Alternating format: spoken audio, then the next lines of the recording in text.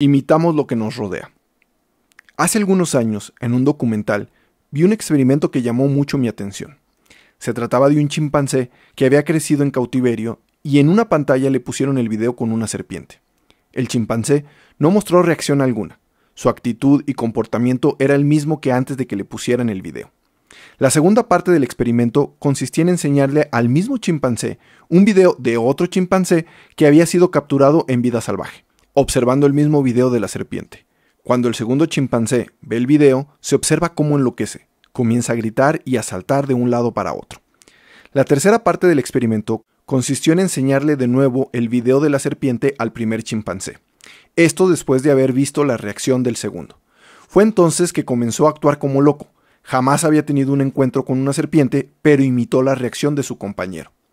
Como seres humanos, aprendemos y adoptamos las conductas de las personas que nos rodean. Crecí en Río Verde, una pequeña ciudad de 15,000 personas en el estado de San Luis Potosí, México. Había 3 escuelas públicas y una privada organizada por religiosas. Un semáforo, ninguna universidad. Las estadísticas muestran que si tus papás son universitarios, tienes un 60% de posibilidades de tener una carrera universitaria. Si tienen la preparatoria, tienes 30%, y si su grado máximo es de primaria, tienes solo un 12%. Mi papá no terminó la preparatoria, y mi mamá estudió una carrera técnica como secretaria bilingüe. Mis probabilidades de asistir a la universidad eran menor del 30%.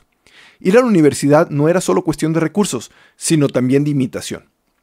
Un ejemplo crudo que puedo darte son algunos de los resultados de estudios en barrios pobres latinos en Estados Unidos. En esto se concluye que, lamentablemente, las mujeres nacidas en un contexto de pobreza suelen escoger, de manera inconsciente y orilladas por la misoginia que viven, parejas violentas, con tendencias al abandono y nulo interés de construir una familia. Esto lleva a que muchas veces estas mujeres tengan varios hijos de los cuales los padres no se hicieron responsables. Y el ejemplo arrastra, por lo que lo más probable es que este ciclo se repita con sus hijas, e incluso con sus nietas, además de alguno de sus hijos varones. Dice un dicho popular que imitamos lo que vemos, y nos contagiamos de nuestro entorno. Cuando las mujeres se hacen conscientes de esta realidad, pueden cambiarla, pueden mejorar el futuro de sus hijas e hijos.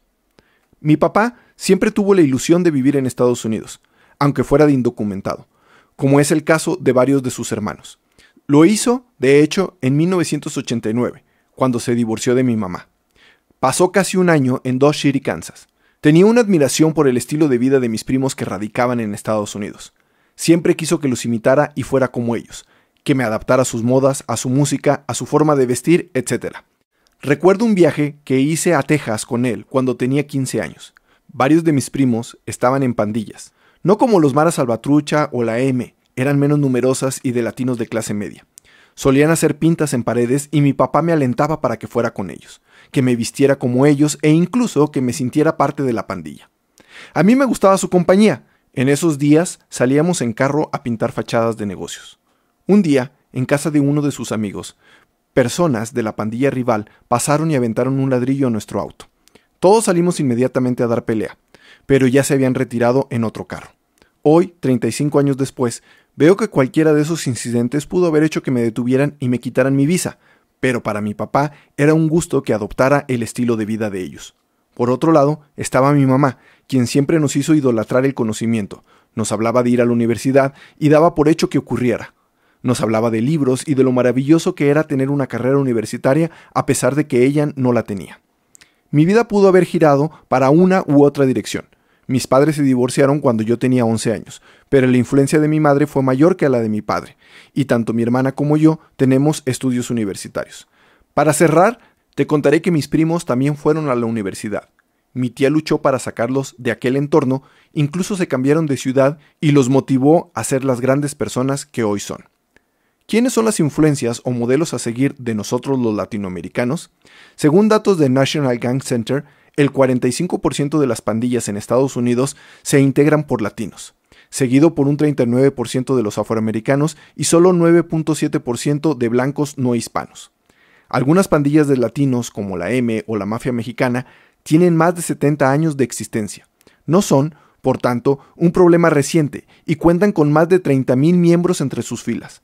Los Sureños, Nuestra Familia, Barrio 18, Barrio Azteca, Los Trinitarios y por supuesto la Mara Salvatrucha son otras de las pandillas más peligrosas con presencia latina en Estados Unidos, las cuales rivalizan entre sí y luchan por dominar territorios para la distribución de drogas, mismas que son vendidas a otros latinos. Estamos entre esos dos caminos que alguna vez se presentaron en mi vida. Las familias más pobres o con padres ausentes pueden imitar lo que ven en sus barrios, como deserción escolar, embarazos juveniles, drogadicción, delincuencia y pandillerismo. Por otro lado, tenemos el contraste de ser la etnia con más matriculados en universidades estadounidenses, con casi 5 millones de estudiantes latinos en el 2017, y se espera que para el 2025 la matrícula llegue a los 14 millones.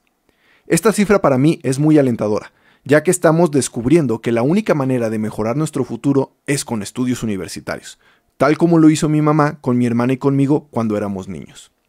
Como personas, tendemos a imitar a nuestros semejantes y a los que nos rodean.